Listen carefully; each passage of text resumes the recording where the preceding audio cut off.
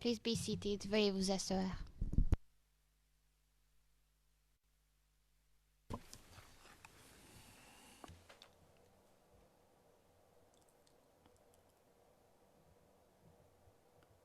Le président, bonjour.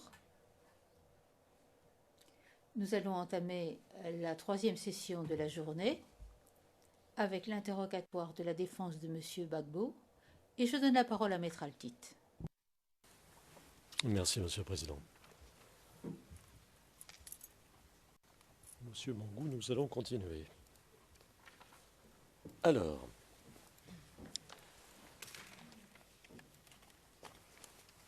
je voudrais vous lire un extrait des transcrits édités du 25 septembre dernier, page 54, ligne 3A, la ligne 10. C'est vous qui parlez. Alors je cite. Et à l'issue de cette réunion, le général Bakayoko m'a approché pour dire que, puisque nous travaillons au sein du centre de commandement intégré, qu'il fallait que nous fassions une déclaration pour dire que le président Alassane Ouattara a gagné les élections. Alors je lui ai dit, je le sais, mais il ne nous appartient pas, en tant que militaire, de faire une telle déclaration.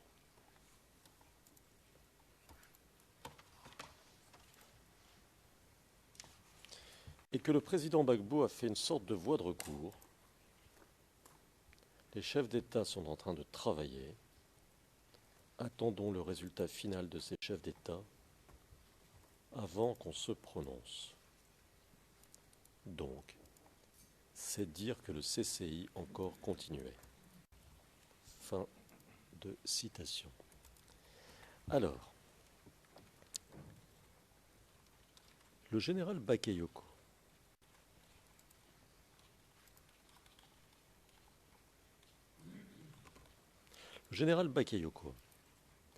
vous demandez de faire une déclaration. Mais quel type de déclaration ?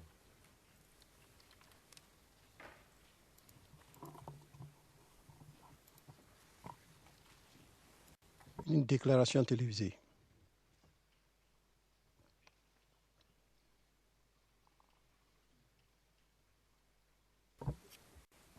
D'accord. Dans laquelle vous... Qu'est-ce qu'il voulait que vous disiez ? Il voulait qu'on dise que le président Alassane est élu président de la République. Et donc je lui ai dit, je le sais, mais il ne nous appartient pas en tant que militaire de le faire, d'attendre que le panel des chefs d'État se prononce définitivement. D'accord.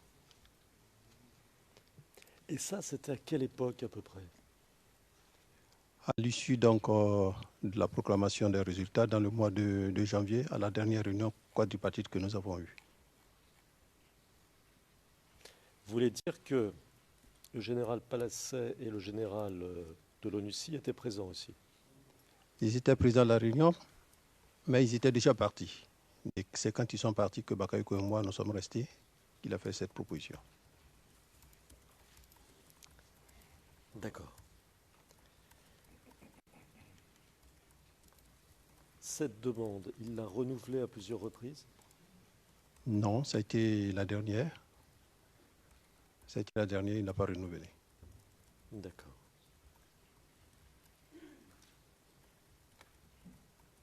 Mais vous en avez déjà parlé ? Non, c'était spécialement ce jour-là qu'il m'en a parlé. D'accord. À votre connaissance, est-ce qu'il en a parlé à d'autres généraux ? Est-ce qu'il a demandé à d'autres généraux de faire une déclaration ? Non. D'accord. Excuse me. Le président, excusez-moi. Non, vous ne savez pas ou non, il n'a pas adressé cette demande à d'autres généraux.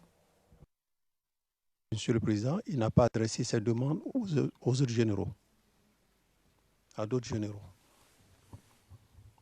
Thank you. Le président, je vous remercie. Alors, les contacts avec le général Bakayoko, jusqu'à quand se sont-ils poursuivis? Par exemple, est-ce qu'ils se sont poursuivis pendant toute la crise ou bien est-ce qu'ils se sont arrêtés à un moment? Est-ce que vous pouvez nous dire? Après la dernière réunion de janvier, donc je vous ai parlé, on n'a plus de contact. Je n'ai plus de contact avec Bakayoko.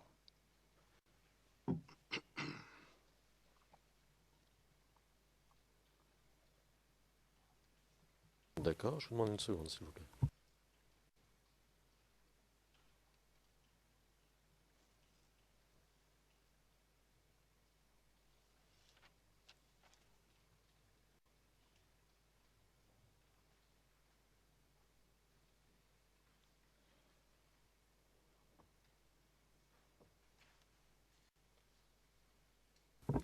Alors, ça, ce sont les contacts que vous avez eus avec disons, l'aile militaire des pro-Ouattara. Vous n'en avez pas eu, il n'y a pas eu d'autres réunions avec des responsables militaires pro-Ouattara? Non. D'accord. Y a-t-il eu pendant toute cette période, la période de la crise, des réunions avec des responsables politiques pro-Ouattara? Je n'ai jamais eu de réunion avec les responsables politiques pro-Ouattara. D'accord. En dehors de ces éventuels contacts avec les uns et les autres, est-ce que vous étiez en contact avec des responsables militaires français? Non, aucun contact en dehors des rapports de travail que j'ai avec le général Palassé. Je n'ai aucun contact avec d'autres militaires français.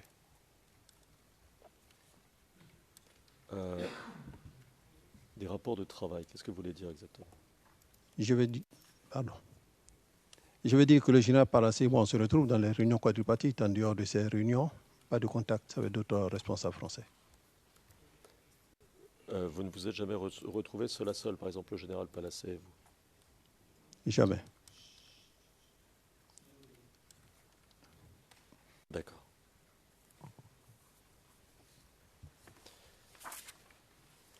Étiez-vous en contact avec des officiels français, par exemple l'ambassadeur de France ou d'autres représentants des autorités françaises? Non, jamais.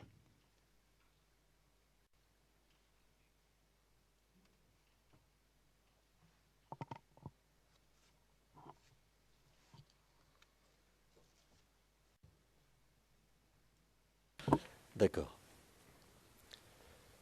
À aucun moment, un représentant français ne vous a approché pour vous demander de mettre fin au combat?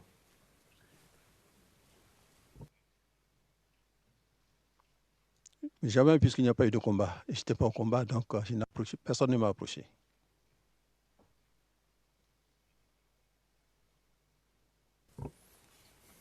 Quand les forces du Nord traversent la zone de démarcation et se dirigent vers Abidjan, ce n'est pas des combats? Bien sûr que c'est des combats, mais j'ai fait rentrer, comme je vous le disais, j'ai fait replier les unités, donc apparemment il n'y a pas eu de combat avec eux pour qu'un représentant français vienne me demander de mettre un terme au combat.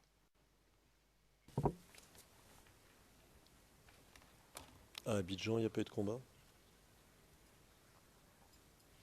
À Abidjan, je vous l'ai souligné, j'étais déjà à l'ambassade, donc je ne participais à aucun combat. D'accord. Pendant la crise, avez-vous été approché par un représentant de la DGSE? Et je vais préciser pour les besoins du dossier ce qu'est la DGSE, ce sont les services secrets français. Je n'ai été approché par aucun représentant.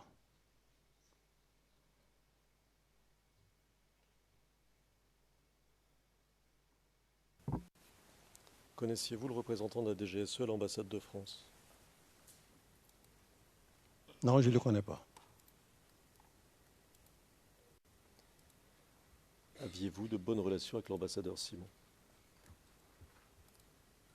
Je n'ai pas l'habitude de fréquenter l'ambassadeur, donc on n'a aucune relation particulière.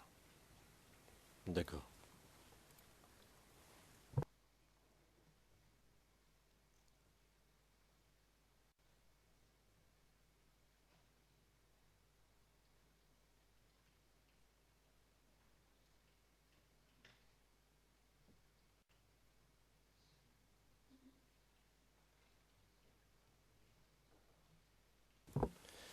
Alors, vous avez dit dans une vidéo dont je donne les références 6 VOTP 0049 0040 les transcrits français édités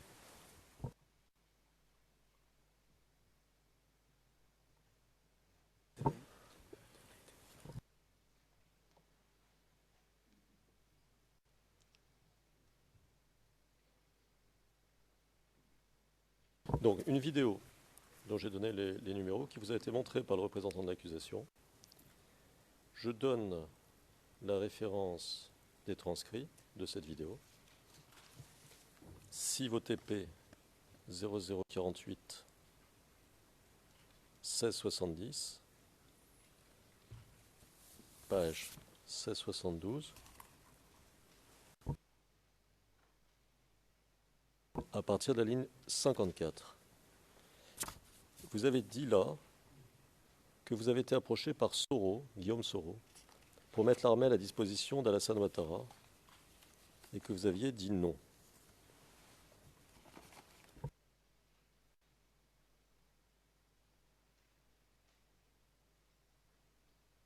C'était à quelle période ça? C'était juste après la proclamation des résultats. J'avais signalé ici que j'étais en contact avec le Premier ministre Soro. Non pas parce que nous voulions faire quelque chose, mais tout simplement parce que je cherchais les voies et moyens pour que le contact, enfin le dialogue puisse s'établir entre le président Alassane Ouattara et le président Laurent Gbagbo. Et il faut noter que le Premier ministre lui-même m'avait demandé pour ce faire de me rendre donc au Golfe afin de discuter avec lui. Mais quand j'ai rendu compte au président Laurent Gbagbo, il m'a dit non, il n'est pas parti, qu'ils allaient me prendre en otage. Voilà ce qu'il a dit pour plaisanter. Mais le Premier ministre savait que je savais que le président Alassane était le candidat élu. Il le savait. Et ce qui m'a un peu effarouché, c'est qu'il a annoncé devant les gens que je savais, alors qu'il n'appartenait pas aux militaires que nous sommes, de donner les résultats de la proclamation de l'élection présidentielle. Donc c'est ça qui m'a effarouché. Mais je vous ai dit ici que bon, nous avons pu trouver un terrain d'entente. Quand il était venu en Guinée équatoriale, nous en avons discuté et je lui ai présenté mes excuses pour les faits qui s'y sont passés.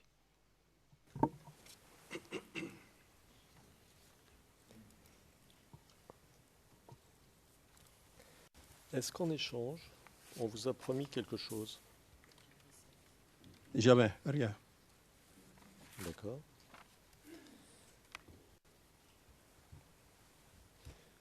Donc, est-il juste de dire que d'un côté, vous dites à Soro que vous savez qu'Alassane Ouattara a été élu, et de l'autre, vous restez chef d'état-major des armées, demandant à l'armée de lutter contre l'invasion, si l'on reprend ce que vous avez dit dans vos interventions télévisées, notamment ce qui a été présenté par le représentant de l'accusation ces derniers jours. C'est ça? Je vous l'avais expliqué ici. Quand une élection présidentielle a lieu et que le président sortant est battu, il demeure encore président jusqu'à ce qu'il fasse la passation du pouvoir. Dans le cas d'espèce, nous, éléments des forces de défense et de sécurité, on considérait que le président Laurent Gbagbo était encore président compte tenu des voies de recours exercées, c'est-à-dire qu'il a fait appel à la communauté internationale de venir recompter les voix. Donc nous attendions avec impatience les résultats de cette commission. Donc les discours prononcés, ça va bien, ça cadre bien avec le rôle que je dois jouer normalement, le chef d'état-major des armées. Quand on a dit que le Comore arrivait, j'ai pris des dispositions pour dire non, qu'on ne permettra pas à qui que ce soit de venir toucher à un seul cheveu du président Laurent Gbagbo. Donc on a pris les dispositions, mais dès l'instant où les résultats sont programmés, je crois que notre rôle à nous, militaires, ce n'est pas de se battre, pour maintenir au pouvoir quelqu'un qui est battu, mais bien au contraire, c'est d'assurer la défense, l'intégrité territoriale en tout temps, en tout lieu, en toutes circonstances, et c'est aussi de faire la protection des personnes et des biens. Donc c'est pour ça que la dernière fois, quand le procureur m'interrogeait, j'ai dit qu'il fallait faire le distinguo entre ce que je disais et la période. Parce que pour nous, jusqu'à ce que la commission, les chefs d'État se prononcent, le président Laurent Gbagbo était encore président. Mais une fois que les résultats sont donnés, c'est le nouveau président qui prend les rênes du pouvoir.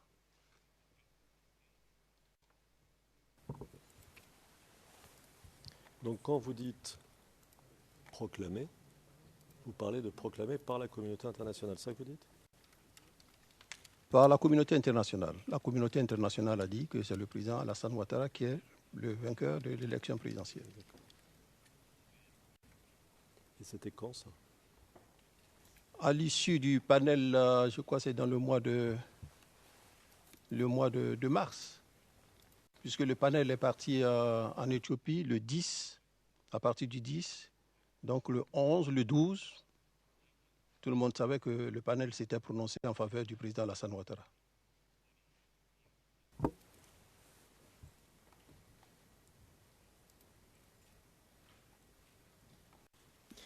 Alors, si vous étiez tiraillé, pourquoi n'avez-vous pas démissionné?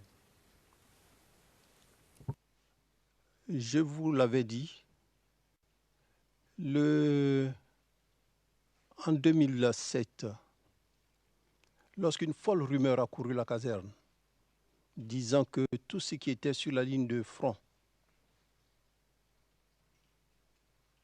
allait recevoir 6 millions de primes, et que le président Laurent Gbagbo a convoqué les soldats et les chefs et a permis aux soldats de prendre la parole devant les militaires, ce qui ne se fait jamais.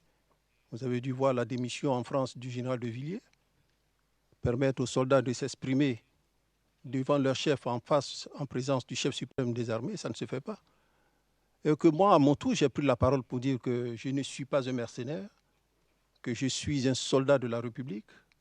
J'ai combattu parce que mon pays était en danger, et que si l'État ou bien la nation était reconnaissante, moi, une décoration m'irait mieux que de tendre la main pour prendre l'argent. J'ai été hué par mes soldats, et je vous ai rendu compte ici que le même soir, j'ai appelé le président Laurent Gbagbo, j'ai dit que je souhaitais le rencontrer, il m'a demandé de venir. Je suis allé, j'ai dit, monsieur le président, je suis venu rendre ma démission. Le président a refusé, il a dit non, que ce n'était pas encore la période. Alors, vous vous imaginez, pour avoir proposé au président Laurent Gbagbo de démissionner, on a attaqué ma résidence. Et moi-même, démissionner pendant cette période, c'est sûr que les gens s'en prendront à moi. S'en prendront à moi. Et vous savez que je suis de Yopougon-Kouté, mon village c'est Yopougon-Kouté, peut-être même s'en prendront à mon village. Donc, au lieu de démissionner, j'ai opté pour une autre solution, rompre la chaîne de commandement. C'est ce que j'ai fait. Sinon, j'aurais pu démissionner.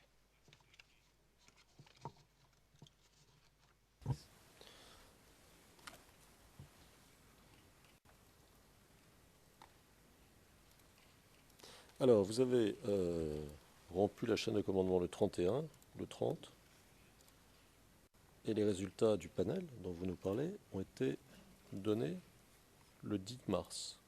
Donc, je repose ma question. Pourquoi ne pas avoir démissionné à partir du 10 mars? Alors, pourquoi je ne l'ai pas fait à partir du 10 mars? Vous vous rappelez aussi que le 11 mars, le président Laurent Gbagbo m'a appelé pour me dire que la communauté internationale venait de le lâcher, certainement qu'il venait d'avoir des informations en provenance de l'Éthiopie, et me demandait ma position sur la démission proposée par les présidents sud-africains et angolais. Quand je lui ai fait part de ma réponse, que je lui ai demandé de démissionner, il m'a dit OK, qu'il a compris. Mais après l'attaque de ma résidence, à la télévision, il y avait toujours une bande déroulante qui passait qui disait que le chef de l'État allait s'adresser à la nation. Que le chef de l'État allait s'adresser à la nation. Donc j'ai pensé que le président allait faire sa déclaration.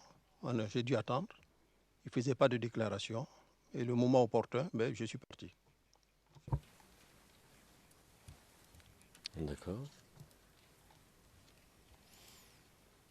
Y a-t-il eu, parmi vos subalternes, des personnes qui ont été ou auraient été approchées par soit des militaires du Nord, soit des responsables du RHDP, soit des proches d'Alassane Ouattara?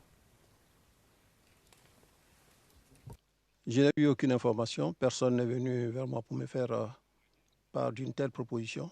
Je n'ai eu aucune information.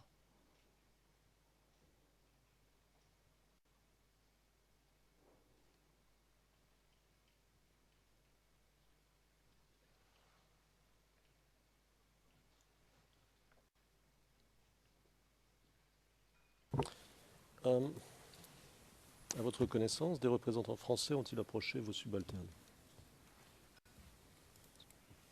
Personne ne m'a fait un compte rendu allant de ce sens. D'accord. Vous-même, avez-vous été approché par des responsables américains qui vous demandaient de rejoindre Alassane Ouattara? Non, je n'ai été approché par aucun responsable américain. Le seul Américain qui m'a appelé, c'était quelqu'un qui cherchait à joindre le président Laurent Gbagbo. Et ils ont appelé à l'état-major, ils m'ont dit, mais est-ce que votre président est présent sur le territoire? Bon, je leur ai dit oui, qu'il est présent. Et j'ai pris mon téléphone, j'ai appelé le président que j'ai eu. Il a dit que, monsieur le président, il y a le président Obama qui cherche à vous joindre. En fait, c'était le président Obama qui cherchait à rencontrer le président. Voici le seul contact que j'ai eu avec la personnalité américaine dont je ne connais même pas le nom.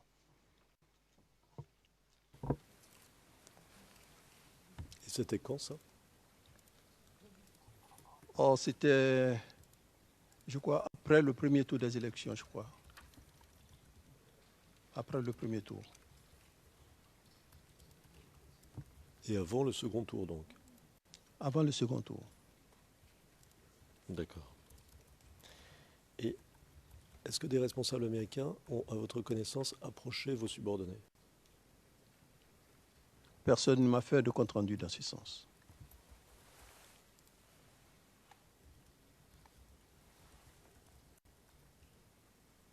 Alors, nous disposons d'éléments de preuve selon lesquels l'ambassadeur des États-Unis de l'époque aurait approché Conan Boniface en lui demandant de se ranger du côté d'Alassane Ouattara. Qu'en pensez-vous?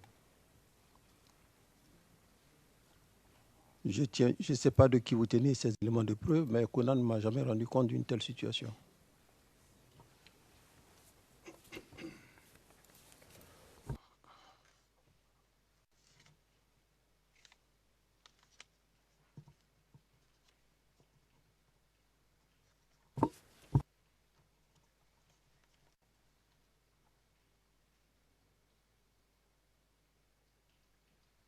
Alors, on va passer à un autre point, monsieur.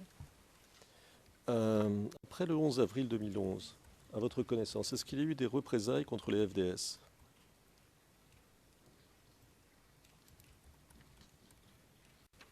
Si vous pouvez bien préciser votre question, les représailles, dans quel sens? Oui, bien sûr. Alors, après le 11 avril, donc après l'assaut contre la résidence du président Gbagbo, y a-t-il eu, de la part des vainqueurs, de la part des troupes du Nord, des représailles ou peut-être une chasse au FDS? Oui, effectivement, il y a certains FDS qui étaient pris à partie. Raison pour laquelle j'ai même, lorsque Conan m'a demandé de demander le cessez-le-feu, je me suis empressé de le faire pour que les troupes venues du Nord ne s'en prennent pas au FDS. Effectivement, il y en avait qui étaient pris à partie. D'accord. Après le 11 avril 2011, y a-t-il eu des représailles contre les populations civiles dans certains quartiers d'Abidjan? Ça, je ne pourrais vous le dire parce que je vous ai dit que je ne suis pas sorti de la résidence en dehors du 12. Du 12 jusqu'à ce que j'aille à Yopougon pour le désarmement. Mais je n'ai pas eu connaissance de ces faits-là. Voilà. D'accord. Alors on va passer à un autre point. Vous nous avez expliqué, à l'occasion de questions qui vous étaient posées par le représentant de l'accusation, que la police était intervenue à Bobo le 11 janvier, après une réunion où les responsables de l'ordre avaient décidé de lancer une opération de police, laquelle réunion faisait suite à une réunion où ils avaient fait un point de la situation à Bobo au président Gbagbo. C'est ça?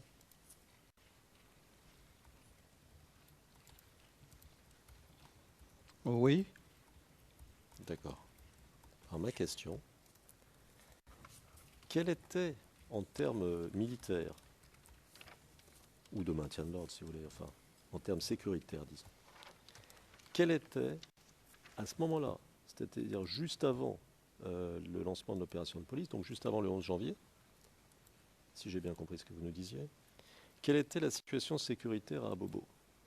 Par exemple, y avait-il eu des attaques, contre qui, etc. Est-ce que vous pouvez nous en dire un peu plus?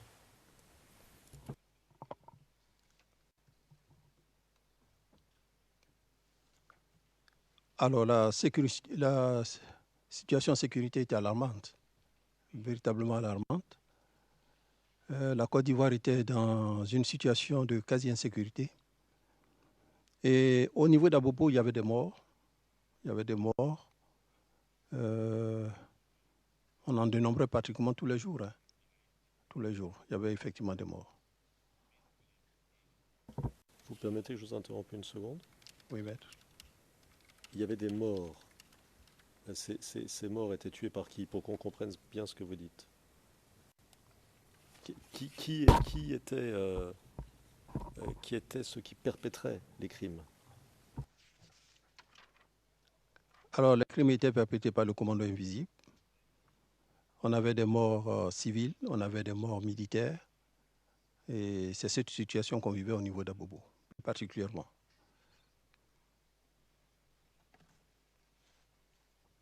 D'accord. Quand vous dites qu'il y avait des morts civiles, est-ce que vous voulez dire par là que le commando invisible s'en prenait aussi à la population d'Abobo? On a dénombré plusieurs fois des morts. Maintenant, par qui ils sont tués, je dis c'est le commando invisible, puisque nous, les militaires de notre côté aussi, on dénombrait des morts.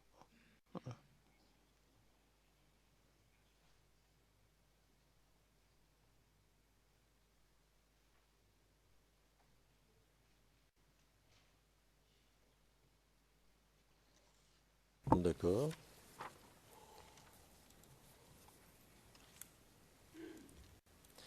Alors, vous avez parlé, au cours de vos échanges avec le représentant de l'accusation, de membres des FDS, et je reprends votre formulation, également assassinés dans leur domicile. Donc, si je comprends bien, vous nous disiez que des FDS étaient attaqués chez eux, en dehors de leurs heures de service. Est-ce que c'est ça? C'est bien ça, maître. Est-ce que vous pouvez nous donner des exemples? Oui. Je vous avais signalé des FDS qui avaient été tués à Nonkwakouté, qui venaient en tenue au travail, qui se sont fait assassiner.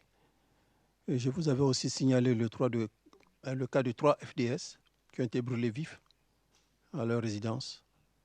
Signalé également le cas de 2 policiers, dont un a été tué près de Saint-Joseph, l'école Saint-Joseph d'Abobo, non loin du rond-point d'Abobo. Et le cas de 2 CRS qui sont morts aux encablures d'Anoukakouté.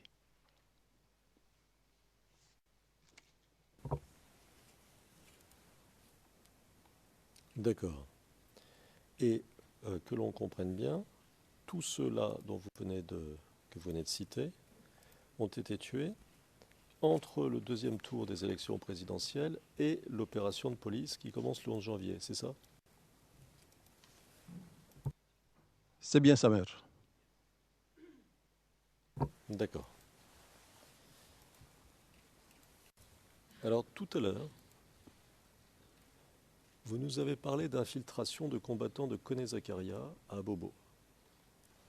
Alors je voudrais vous poser une question concernant les infiltrations, mais cette fois-ci plus large que les combattants de Kone Zakaria.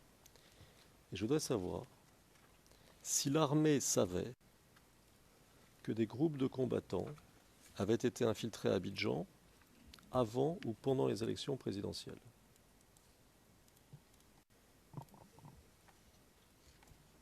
Alors, ce que je voudrais dire, c'est que nous, éléments des forces de défense et de sécurité, nous vivions une situation difficile. Difficile parce que pour savoir qu'il y a des infiltrations, il faut mettre en place les barrages, effectuer des contrôles. Et chaque fois qu'on en mettait, les opérateurs économiques se plaignaient, alors que nous étions quand même en situation de crise. Ils se plaignaient de ce que il y avait trop de contrôles. Donc, à un moment donné, nous avons même réduit les contrôles. Et puisque les deux parties de la Côte d'Ivoire étaient divisées, mais étaient réunifiées, il nous était impossible d'interdire la circulation d'un Ivoirien qui se présente en tenue civile avec une carte. Ben, quelquefois, vous le laissez passer, et puis après, bon, quand la personne se retrouve de l'autre côté, on retrouve un élément qui s'est infiltré pour aller mener des actions, voilà, qui soient en votre défaveur. Donc, nous, il nous était difficile parce on permettait la libre circulation des personnes et des biens. Et par ce fait, beaucoup ont pu s'infiltrer aussi.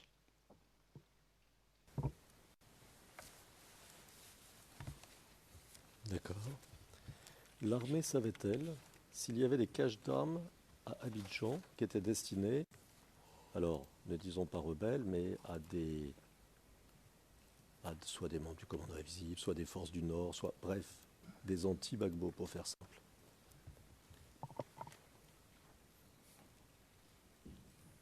On a ces informations, on nous signale des caches d'armes par-ci, des caches d'armes par-là. Bon, quelquefois, quand nous allons, que nous vérifions, on ne tombe sur aucune arme.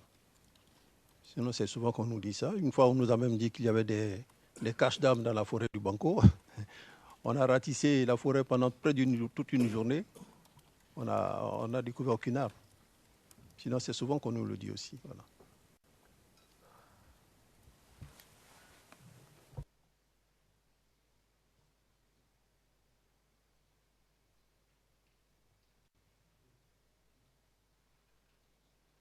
D'accord.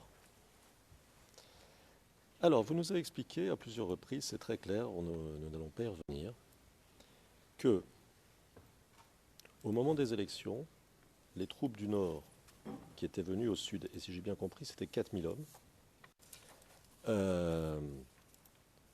sont certaines d'entre elles reparties comme prévu au Nord, mais certaines d'entre elles sont allées à l'hôtel du Golfe. Est-ce que j'expose bien ce que vous nous avez dit? C'est bien ça, maître. D'accord. Alors, est-ce que vous avez une idée, même approximative, du nombre de soldats du Nord qui ne sont pas repartis au Nord, mais qui sont allés au Golfe, sur les 4000?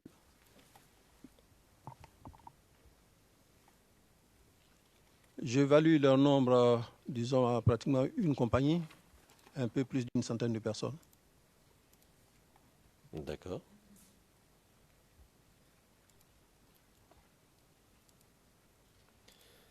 Aviez-vous à l'état-major des informations sur ce qu'il se passait au Golfe? Nous n'avions aucune information. D'accord. Alors, vous nous avez dit que le général Abdoulaye Coulibaly était au Golfe. Est-ce qu'il y avait d'autres généraux au Golfe? D'autres généraux de l'armée du Nord au Golfe? Alors, je précise bien, le général Abdoulaye Coulibaly n'était pas un général de l'armée du Nord.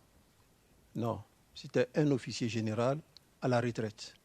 Donc, entièrement libre de ses mouvements, de fréquenter qui il veut. Donc, il était parti au Golfe. Sinon, il n'était pas général en fonction. D'accord. Qui étaient, à votre connaissance, les chefs militaires qui se trouvaient au Golfe?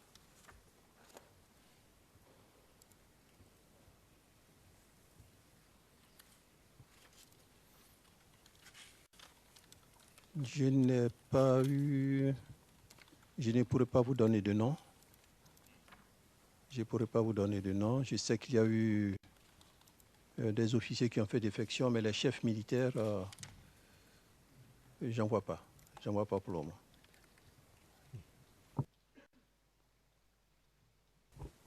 D'accord. Alors, je vais formuler un tout petit peu différemment ma question. Qui étaient les comzones qui se trouvaient au Golfe? Celui...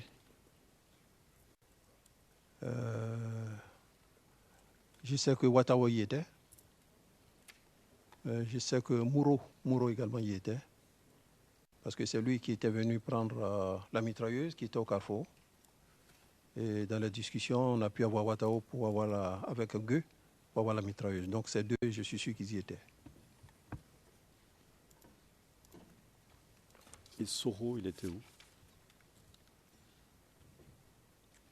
Vous voulez parler du Premier ministre, Soro? Guillaume Soro, oui. Oui, il y était également. Et Alassane Ouattara? Il était au Golfe. Il avait des conseillers français? Je peux pas vous le dire. Je n'étais pas au Golfe. Donc, je ne peux pas vous dire s'il avait des conseillers français ou pas. Je ne savais pas les activités qui se menaient au Golfe. Je n'ai aucune information.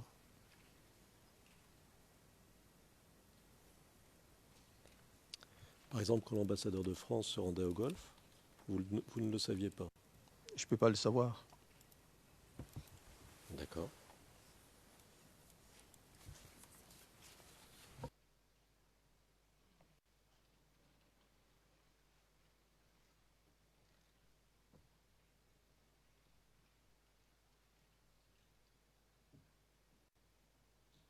Est-ce qu'il y avait des contingents de l'ONU cantonnés au Golfe?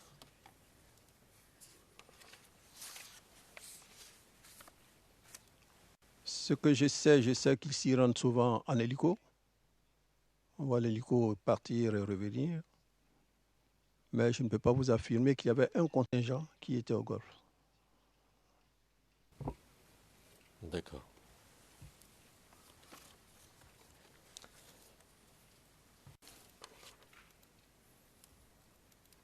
Alors, vous nous avez dit, il y a quelques jours, vous nous avez raconté cet incident lorsqu'un convoi de 10 véhicules de l'ONU, enfin les membres d'un convoi de 10 véhicules de l'ONU assistent à la mort de policiers ivoiriens qui sont en train d'agoniser à Abobo. Est-ce que vous savez de quelle nationalité étaient les soldats de l'ONU qui faisaient partie de ce convoi?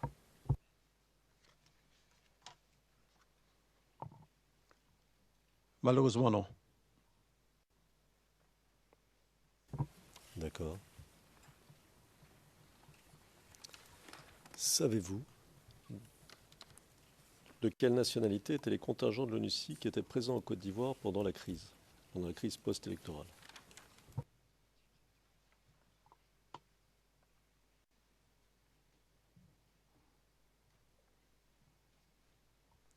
Ça va être un exercice difficile pour moi. Mais je peux citer quelques nationalités. Je sais qu'il y avait des Bangladeshis. Les Bangladeshis. Qu'il y avait des Togolais. Il doit y avoir aussi des Marocains.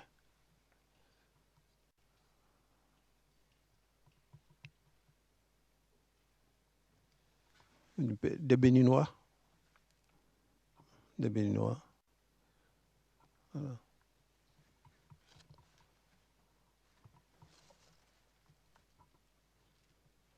D'accord. Si d'autres nationalités vous reviennent, vous nous direz, d'accord? C'est compris, maître.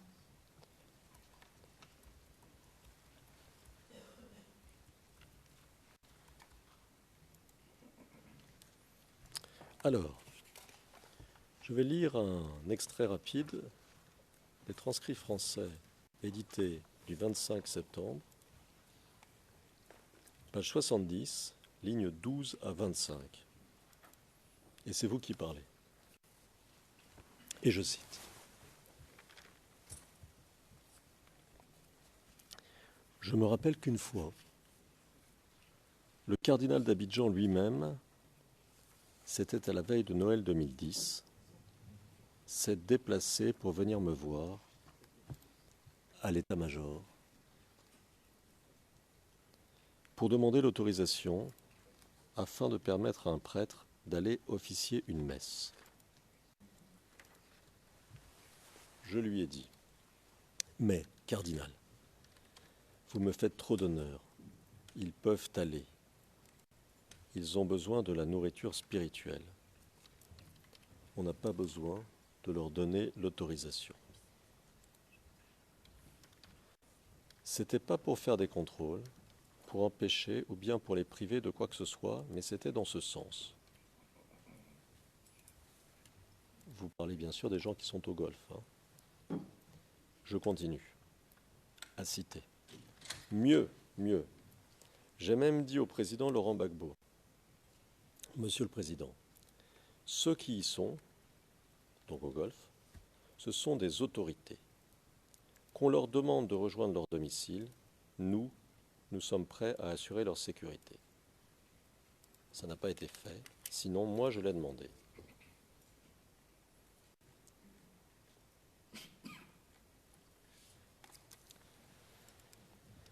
Alors, à quel moment avez-vous dit cela au président?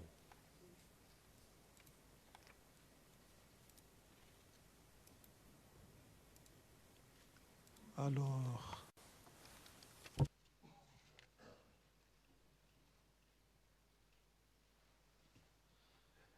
c'était dans le mois de janvier. C'est pas le blocus. Le poste de contrôle, donc les deux postes de contrôle ont été mis sur pied, ont été mis en place le 12 décembre. Le 12 décembre aux environs de 16 heures. Et c'était dans le mois de janvier que j'avais proposé au président qu'on puisse permettre au président Bédié, au président Alassane d'être chez eux et que nous, on était prêts à assurer la sécurité. D'accord. Alors, je vais vous montrer une vidéo dont les références sont CIV OTP 0026 0016 timecode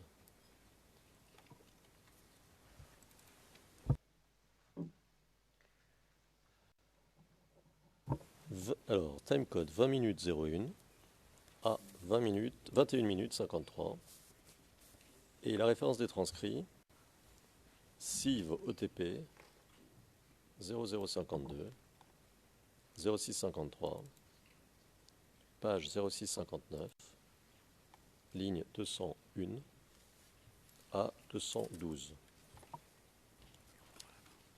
et on prend la main si vous voulez bien.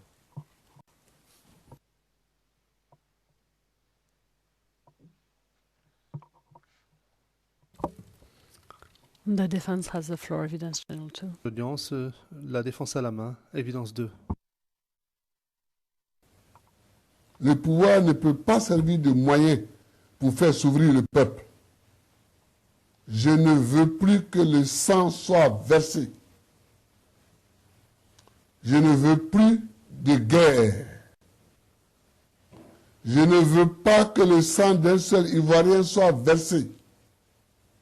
Je ne veux pas d'une guerre en Côte d'Ivoire qui peut s'étendre aux pays voisins ou les affaiblir. Je suis donc prêt, dans le respect de la Constitution, des lois ivoiriennes et des procédures que nous nous sommes librement données, à accueillir un comité d'évaluation sur la crise post-électorale en Côte d'Ivoire. Ce comité, dirigé par un représentant de l'Union africaine et comprenant des représentants de la CEDEAO, de l'UEMOA, de la Ligue arabe, des Nations unies, des États-Unis, de l'Union européenne, de la Russie et de la Chine, aura pour mission d'analyser objectivement les faits et le processus électoral pour un règlement pacifique de la crise. Ce comité devra également comprendre des Ivoiriens de bonne volonté. Je lance un appel à toutes les personnalités qui se trouvent encore à l'hôtel du Golfe de regagner leur domicile. Personne ne les a contraintes à se réfugier dans cet hôtel. Personne ne les empêchera d'en sortir. Elles sont libres de leur mouvement.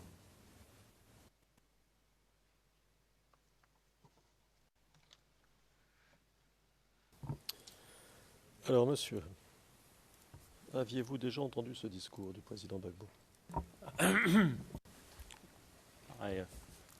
Monsieur MacDonald, je dois soulever une objection quant à cette question. C'est une partie de ce discours. Il conviendrait de dire ou de demander est-ce que vous avez déjà entendu cet extrait d'un discours de M. Gbagbo, parce que l'extrait s'inscrit dans un discours beaucoup plus long, dont nous demandons la soumission au fin du dossier. Le président, oui, mais ce ne serait pas la première fois que nous diffusons uniquement des extraits dans ce prétoire. D'ailleurs, nous ne regardons que des extraits d'une pièce qui a été soumise dans son ensemble. Bien, monsieur le témoin, est-ce que vous avez déjà entendu cet extrait? Est-ce que vous avez entendu tout le discours et en particulier cet extrait-là? Oui, monsieur le président.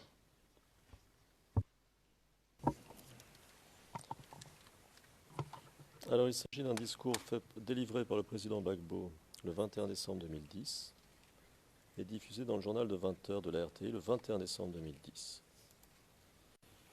Ma question, donc, quand vous nous dites que vous vouliez proposer aux personnes de rentrer chez elles, en fait, vous repreniez une idée du président, n'est-ce pas?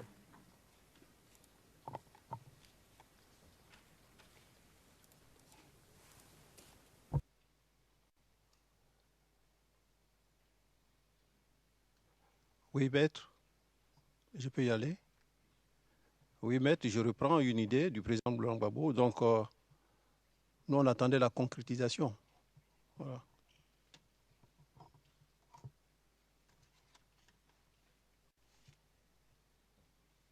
D'accord. Alors, à propos du golf, vous nous avez dit,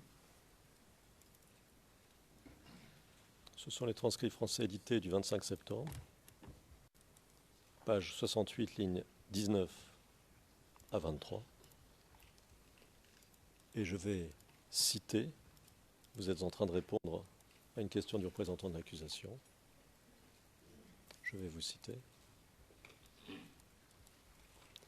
Donc, alors ce document, effectivement, comme intitulé dans l'objet, c'est pour réajuster le dispositif de sécurité. Il faut noter qu'en ce lieu, avant qu'on ne fasse ce message, il y avait un seul policier qui réglait la circulation, c'est-à-dire au carrefour de pistes, de routes, Rivière à Golfe, l'hôtel du Golfe. Il y avait un policier là qui réglait la circulation. Fin de citation.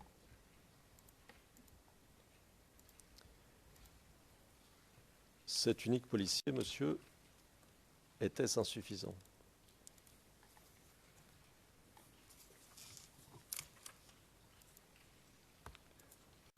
D'ailleurs, ce carrefour, on l'appelait carrefour policier, puisqu'il y était tous les matins pour régler la circulation. Mais quand nous avons mis sur pied, nous y avons placé un engin surmonté d'une mitrailleuse, le policier n'y était plus.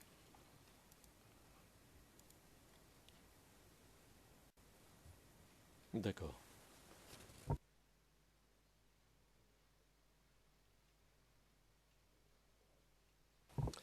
Alors, vous avez précisé, lors de votre témoignage, transcrit français édité du 25 septembre, page 69, lignes 8 à 13, et je vous cite, « Suite au compte-rendu que j'ai fait au président Laurent Gbagbo pour lui dire que nos frères, au lieu de remonter au nord, il y en a qui sont descendus au Golfe, le président a donné des instructions pour dire de faire en sorte qu'ils ne sortent pas, de faire en sorte pour que les militaires qui sont dedans ne sortent pas. Et donc moi, j'ai traduit ça en ordre militaire.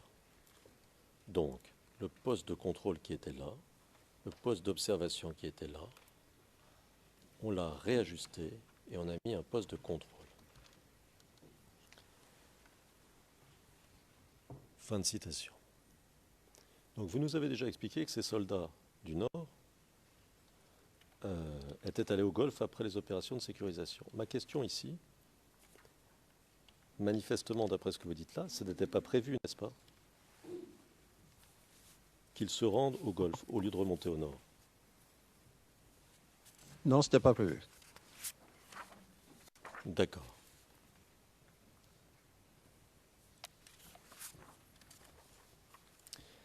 Et vous nous avez dit, toujours en réponse à une question du représentant de l'accusation, que le renforcement du dispositif de sécurité autour du Golfe avait été décidé en accord avec des responsables de l'ONUCI. Vous vous souvenez? Oui, maître, avec le général Tal. D'accord. Alors, est-ce que vous pouvez nous en dire un tout petit peu plus sur la façon dont ça s'est décidé? Les discussions, enfin rapidement bien sûr, mais comment tout ça s'est organisé? Donc déjà, il y a eu l'incident de la mitrailleuse qui était mise en place, mais qui avait été retirée par les éléments qui étaient au Golfe et qui l'ont ramené au Golfe. Suite donc à une négociation avec le général Gueux et Ouattao, la mitrailleuse a été restituée. Après donc cet incident, donc, les forces impartiales, les responsables de l'ONUCI ont été informés. Le général Hafiz a détaché le général, il est général maintenant, Tal Nyang, au niveau du Golfe, qui m'a appelé. Et c'est lui qui a indiqué l'emplacement où on devait mettre en place, enfin l'emplacement où on devait positionner le poste de contrôle. Et pendant même qu'on positionnait le poste de contrôle, déjà il y avait des éléments qui étaient au Golfe qui sortaient. Donc ils ont été arrêtés par le général qui leur a demandé de rebrousser chemin. Voilà comment le poste de contrôle a été mis en place.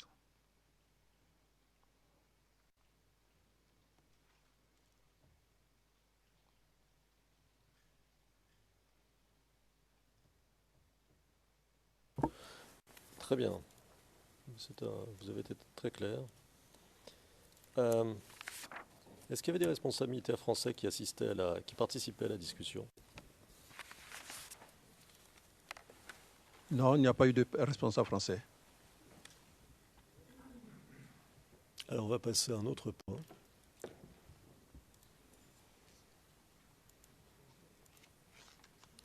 Alors dans une vidéo qui vous montre et qui a été présentée par le représentant de l'accusation, vous expliquiez qu'il y a eu 21 FDS tués à la suite des marches insurrectionnelles des 16 et 17 décembre 2010.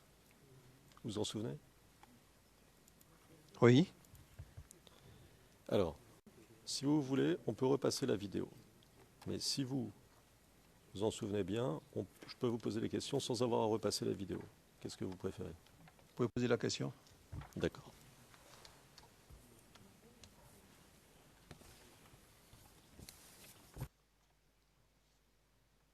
Alors, vous avez évoqué donc 2 marches insurrectionnelles, les 16. Alors, pardon, je vais quand même donner pour les besoins du dossier le numéro du transcrit de la vidéo.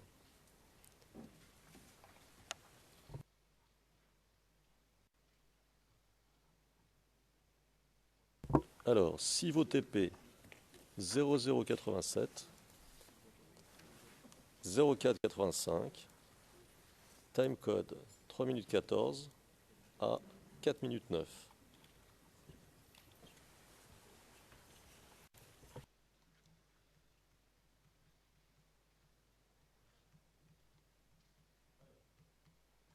Dans cette vidéo, monsieur, vous évoquez 2 marches insurrectionnelles. Est-ce que vous pouvez très rapidement nous donner la nature de la marche du 16 et la nature de la marche du 17, ce que vous citez dans la vidéo?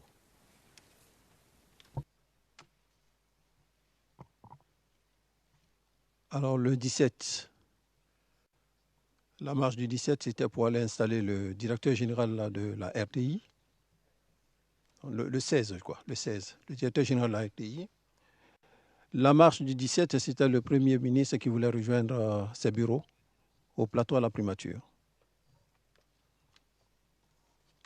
Mais je précise que cette marche n'a pas eu lieu, la deuxième.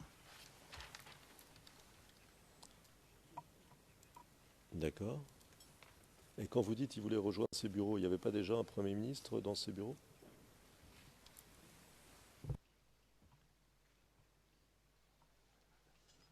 Le Premier ministre, certainement, hein, je ne suis pas dans son esprit, mais je crois qu'il a pensé que le président de la République, le nouveau président de la République venant d'être élu, lui nommé Premier ministre, il fallait qu'il rejoigne les bureaux officiels de l'État de Côte d'Ivoire, la primature.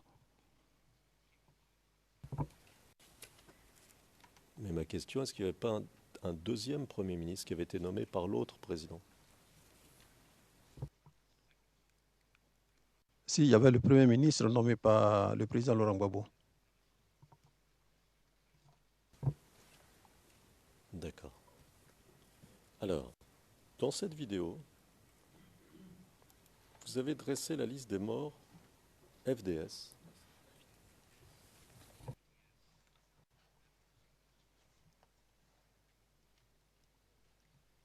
Alors, pardon, je reprends. Donc, dans cette vidéo, vous notez cette marche du 16, 21 morts. Et puis, en réponse à une question du représentant de l'accusation, vous en dressez la liste. Je vais donner les références du transcrit. Transcrit real-time du 28 septembre 2017, page 30-31.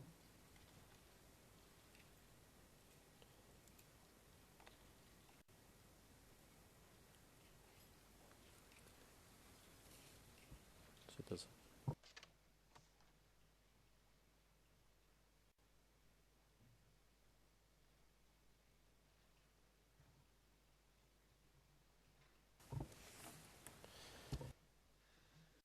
Monsieur, vous donnez le détail, hein, mais ce qui m'intéresse, c'est les circonstances. Est-ce que vous pouvez nous donner les circonstances de la mort des FDS que vous avez cité le 28 septembre, si vous le pouvez? Je crois que concernant la marche, j'ai été assez clair. J'avais dit que dans la marche, il y avait 3 points. Il y avait la marche proprement dite, qui n'était pas du ressort du chef d'état-major des armées. L'encadrement de cette marche était fait par la police, la fatigue se fait un peu sentir, je m'excuse, par la police qui a fait une gestion autonome de cette marche. Donc, par conséquent, c'est la police qui peut donner le nombre de décès, les origines des morts, les sexes et autres. Alors, les 20 morts que vous annoncez, ça c'est dans le rapport, le compte rendu final de la police, qui avait trouvé qu'il y avait près de 20 FDS décédés et autant de civils également décédés. Le point que je vous ai donné concernant le point oral, le compte rendu oral fait par Brendou quand il était arrivé à 18h à l'état-major. Donc pour tout ce qui concerne la marche, ça c'est de l'affaire de la police et pas l'affaire du chef d'état-major des armées.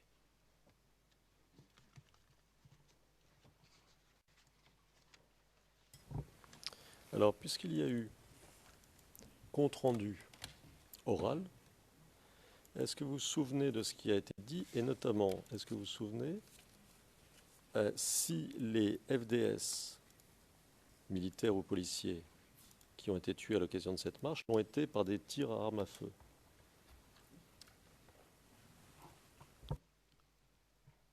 Oui, j'avais souligné qu'au niveau d'Abobo, il y avait 3 à 4 policiers qui ont été tués par des tirs à armes à feu. Il y avait 3 qui avaient été brûlés, calcinés dans leur maison.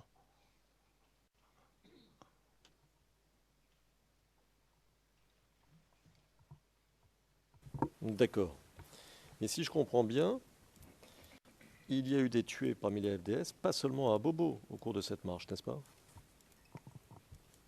Ça, c'est la police qui peut déterminer. Sinon, le nombre de blessés, le nombre de décès qu'ils ont donné, effectivement, avoisine le nombre que vous donnez là. Mais c'est la police qui peut dire où est-ce qu'ils sont morts.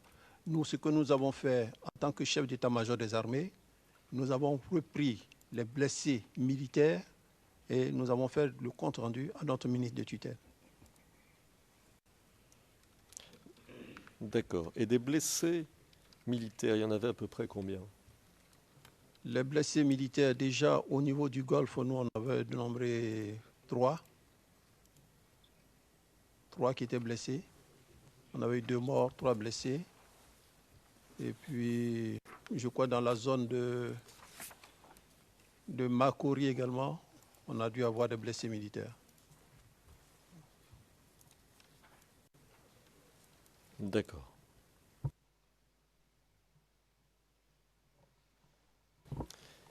Vous avez parlé il y a quelques instants de civils tués. Aviez-vous un moyen de savoir, de distinguer plutôt, parmi ces civils, ceux qui étaient des civils pris malencontreusement dans des échanges de tirs et ceux qui portaient des armes, qui pouvaient être considérés comme des assaillants? Est-ce que vous aviez un moyen de distinguer entre eux? Comme je vous l'ai souligné, c'est la police qui peut faire cette différence. Nous, en aucun moment, on a été en contact des marcheurs.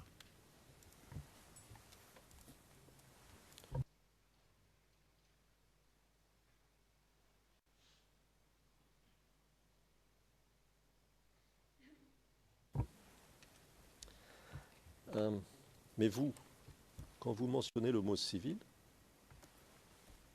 vous ne faites pas cette distinction-là. Non, quand nous mentionnons le mot civil, nous ne faisons pas cette distinction. Pour nous, un mort est égal à un mort. D'accord. Est-ce que vous aviez des informations qui tendaient à faire penser que la marche pourrait mal se passer?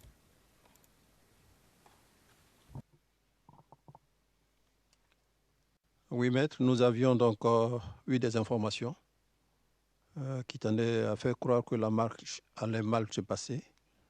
C'est même pour cela que le chef d'état-major a instruit le porte-parole de l'armée à prendre la parole et surtout appeler l'attention de M. Choi, parce que nous pensions que M. Choi pouvait user de son influence pour parler aux 2 présidents, au président Laurent Gbagbo et au président Alassane Ouattara, afin que la marche n'ait pas lieu.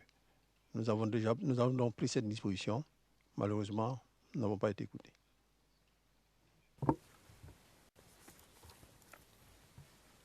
D'accord. Aviez-vous des informations sur le fait que des hommes armés pourraient se cacher parmi les marcheurs? Oui, nous avons eu cette information des 2 côtés, puisque le LMP et le RHDP s'accusaient mutuellement concernant ceux qui étaient censés s'infiltrer avec des armes. Le RHDP disait que c'était des infiltrés libériens, les autres disaient que c'était des infiltrés des ex-forces nouvelles. Donc on a eu ces informations. D'accord. Alors, pour le dispositif, cette fois-ci, autour de l'hôtel du Golfe, le 16 décembre, Vous nous avez donné ce dispositif de manière très précise. Et moi, je n'ai notamment côté Mputo et côté Marie-Thérèse. Vous vous souvenez de ça? C'est bien ça, maître. D'accord. Donc, ma question est très simple.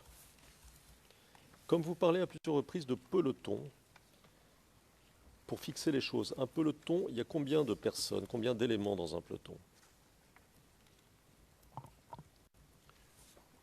Alors, un peloton, c'est l'équivalent d'une section en infanterie. À l'arme blindée, il s'agit d'un peloton. À la gendarmerie, on parlera également de peloton.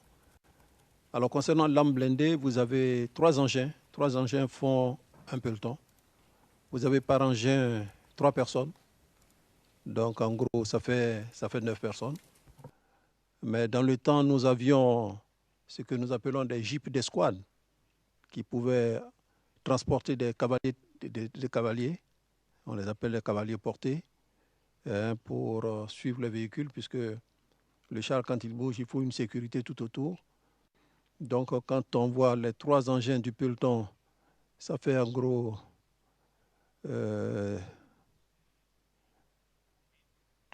oui, on atteint facilement 31 personnes. Sinon, un peloton, ça fait en gros 35 à 40 personnes. Merci. Alors, vous nous avez parlé aussi de la confrontation armée entre des éléments du dispositif et des soldats qui venaient du Golfe. À 9h du matin, avez-vous dit? Aux environs de 9h, pour être précis, avez-vous dit. Donc, si j'ai bien compris ce que vous avez dit, le 16 décembre, votre dispositif de sécurisation a été attaqué par des soldats venus du Golfe, c'est ça? C'est bien ça, maître. Quel était leur objectif militaire? Alors, cela devait encadrer normalement les officiels qui étaient encore au Golfe. Donc, avant la sortie de ces officiels, ils sont sortis en éléments précurseurs. Et c'est là qu'ils ont eu à effectuer des tirs. Il s'en est suivi des échanges de tirs qui très vite se sont dégénérés en affrontement. D'accord.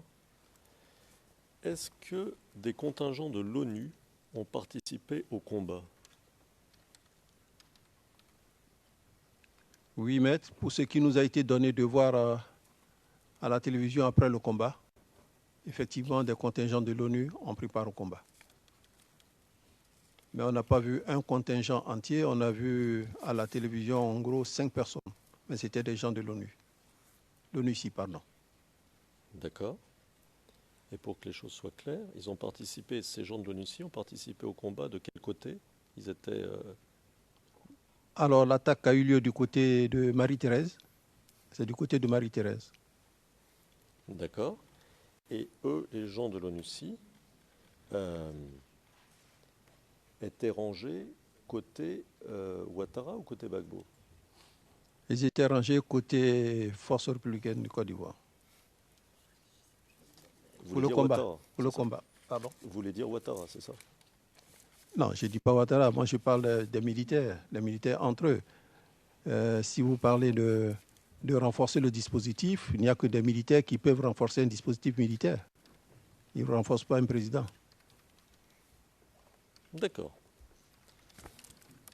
Alors, vous nous avez aussi parlé d'un échange téléphonique avec le général Palacet. Et je vais le citer. Ce sont les transcrits real-time du 28 septembre 2017, page 22. Ligne 4. Et c'est vous qui répondez à une question du représentant de l'accusation. Oui. Je me tourne vers l'interprète. OK. Oui. Après donc la confrontation du Golfe, j'ai reçu un coup de fil du général Palacet, me demandant de ne pas faire bouger mes hommes, de ne pas faire bouger les hommes, de rester sur place. Parce que généralement, après une confrontation, si vous voyez que vous prenez le dessus, mais les troupes progressent. Donc il m'a dit, vous restez sur place. Donc j'ai appelé le président pour lui faire le compte-rendu. Et le général Palasset a été clair. Il a dit, si jamais vous touchez au Golfe, considérez que vous entrez en guerre avec la France. Donc quand j'ai rendu compte de la situation au président, il m'a dit, ne bougez pas, restez sur place. Fin de citation. Alors, le général Palasset vous appelle quand à peu près dans la journée? Le général Palasset m'a appelé, je crois, 2 heures après les combats. D'ailleurs, nous n'envisagions même pas de faire mouvement, nous étions sur place. Donc quand il m'a appelé, il m'a dit, si vous touchez au Golfe, vous entrez en guerre avec la France. Ça, il a bien dit. Et j'ai appelé le président pour lui faire le compte-rendu. Il m'a dit, vous restez sur place, vous ne bougez pas. D'accord. À votre connaissance, il y avait des soldats français au Golfe, ce jour-là? Je ne peux vous le dire, mais je ne sais pas. Je ne sais pas s'il y avait des soldats. Je ne pense pas qu'il y ait des soldats. Alors, on comprend bien de ce que vous dites que le général Palasset a peur que vous fassiez avancer vos troupes jusqu'au Golfe, c'est ça? C'est bien ça. Et pourquoi il a peur de ça? It cannot be an opinion. Monsieur MacDonald, Monsieur le Président, ça ne peut pas être une opinion. Ce qu'il a expliqué, pourquoi il avait peur, ça ne peut pas être une opinion. Pourquoi il refusait que vous fassiez avancer vos hommes? Ben, je crois que en ce moment, le général, je ne suis pas dans son esprit, mais je vais essayer de traduire un peu sa pensée. Certainement que le général pensait aux nouvelles autorités qui sont au Golfe, craignant qu'on allait attaquer le Golfe, donc nous en prendre à leur intégrité physique, alors que ce n'était pas notre intention.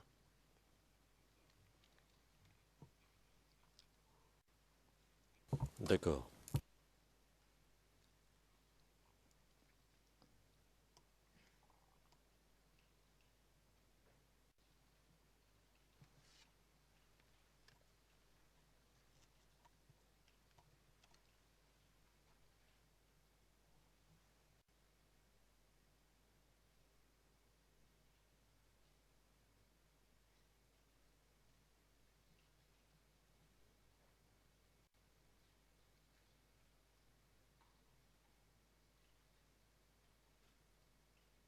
Alors on va passer à un autre point, monsieur.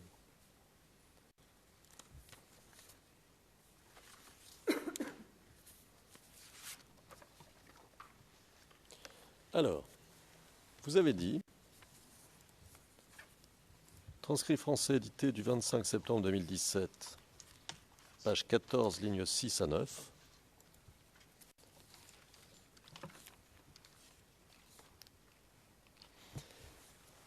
Et je cite, « Pour ce qui était de mon cas, puisque nous étions dans le feu de l'action et compte tenu de l'urgence, je rendais compte à la fois au ministre de la Défense et au président de la République pour être sûr que les deux étaient au même niveau d'information. » Fin de citation.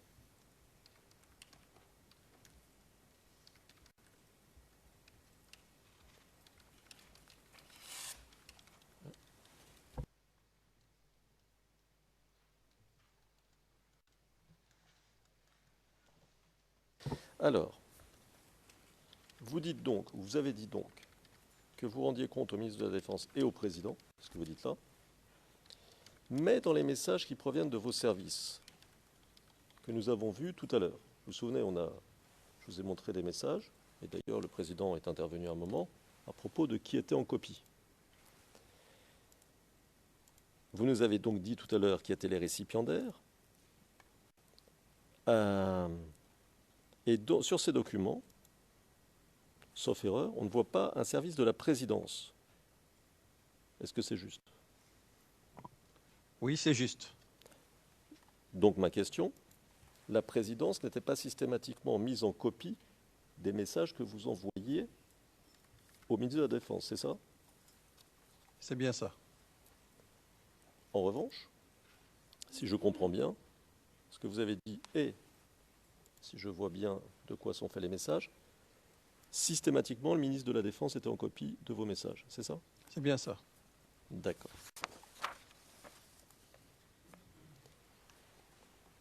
Quand l'un de vos messages était envoyé à un service de la présidence, quel était ce service? Alors, quand on envoie un message au service de la présidence, généralement, c'est au chef d'état-major particulier du président de la République. D'accord. Savez-vous si le chef d'état-major particulier du président de la République donnait à lire tout ce qu'il recevait au président? Je ne peux pas le savoir, maître. And I would say, of course not. Le président, je dirais bien sûr que non.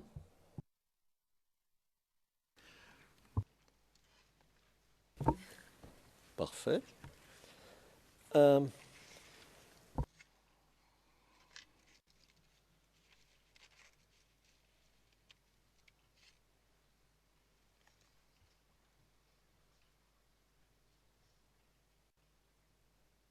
on va passer à un autre point. Vous nous avez parlé, monsieur, à plusieurs reprises, de couvre-feu pendant la crise, après la réquisition. Par exemple, le couvre-feu du 18 au 20 février 2011.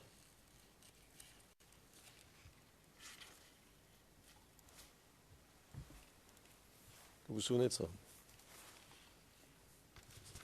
Oui, maître. D'accord.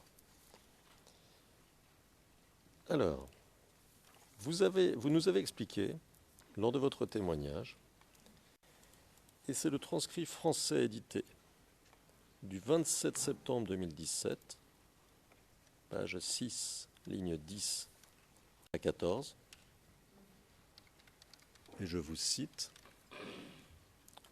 c'est une réponse à une question que vous pose le représentant de l'accusation, et je cite, « Comme je l'ai souligné précédemment, en fait, c'est l'autorité militaire qui, au vu de la situation qui prévaut, propose au président de la République la prise de décréter un couvre-feu. Donc ce couvre-feu du 26 novembre, nous l'avons proposé parce qu'il y a déjà eu un fait antérieur qui a créé pas mal de blessés.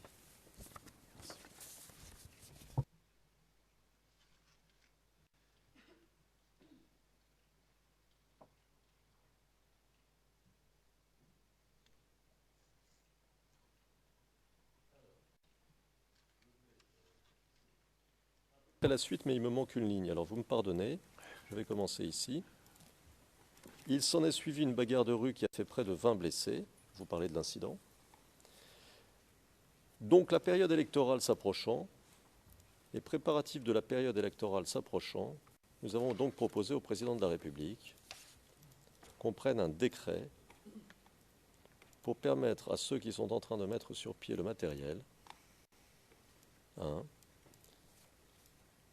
qu'une fois le matériel disposé de nuit, les gens n'aillent pas saboter ce matériel.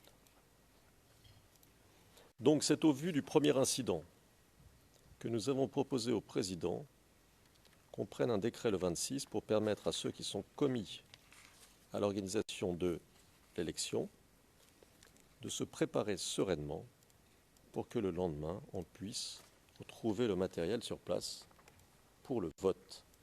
Fin de citation. Fin de citation. Alors,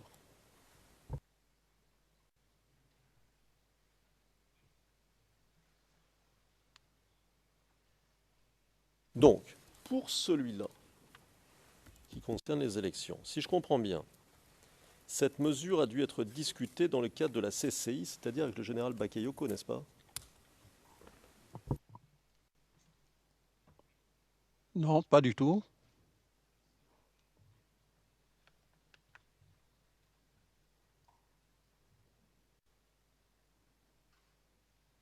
Dites-nous si ça n'a pas été, puisque c'était pour la sécurisation des élections. Ça n'a pas été discuté dans le cadre de la CCI. Pardon, du CCI. Du CCI, pardon. D'accord. Alors, je vous pose la question un peu autrement. Est-ce que pendant les élections, la question de la nécessité d'un couvre-feu comme mesure utile pour faire baisser la tension a été proposée par l'autorité militaire? Pendant les élections. Pendant les élections, oui. Je souhaiterais, Maître, que vous puissiez préciser votre idée, parce qu'il y a les élections qui englobent la proclamation des résultats, le vote, donc je souhaiterais quand même savoir. Non, non, non, non. On parle d'un... Excusez-moi une seconde. On parle d'un décret le 26 novembre 2010, donc juste avant le second tour, n'est-ce pas? Donc, première question, je vous ai demandé si ça avait été discuté dans le cadre de la CCI. Vous m'avez dit non. C'est clair. Deuxième question, est-ce que ça a été discuté comme une mesure utile, qui pourrait par exemple faire baisser la tension, par l'autorité militaire? Est-ce que c'est une proposition de l'autorité militaire, si vous voulez? Oui, ça a été une proposition de l'autorité militaire. Je voulais souligner, compte tenu du premier incident. Donc, nous, notre souci premier, c'est un souci sécuritaire. Nous avons voulu que la mise en place du matériel électoral se fasse dans de bonnes conditions. C'est pour cela que nous avons proposé au président de décréter un couvre-feu. Donc, nous ne faisons que proposer, libre au président de l'accepter comme de le refuser. D'accord. Et pour essayer de bien comprendre, est-ce que cette proposition, avant d'être soumise à l'autorité politique, est-ce qu'elle est débattue dans le cadre du CPCO? Oui, elle est bien débattue dans le cadre du CPCO. C'est le CPCO qui est un peu le maître d'œuvre de tout ce qui est manœuvre sur le terrain. Donc, il propose au chef de l'état-major qu'un couvre-feu soit décrété. Et moi, j'en rends compte soit au ministre, soit j'en parle au président directement pour que ce soit décrété.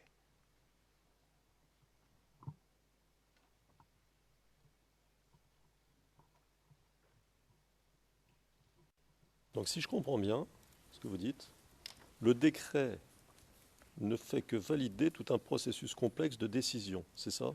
C'est bien ça. D'accord. Monsieur le Président, je crois que lentement mais sûrement nous nous approchons du terme de l'audience. Of the questioning of the hearing. Président, de l'interrogatoire ou de l'audience?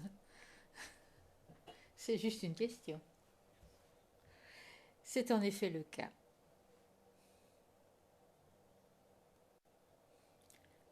Vous allez passer à un autre sujet, c'est ce que vous laissez entendre. Et puis notre témoin est fatigué, je crois, comme il l'a dit il y a une demi-heure. Il me semble que le moment est opportun pour suspendre. Nous reprendrons demain à 9h30 et nous continuerons l'interrogatoire par la défense de M. Gbagbo. Cette audience est levée jusqu'à demain 9h30.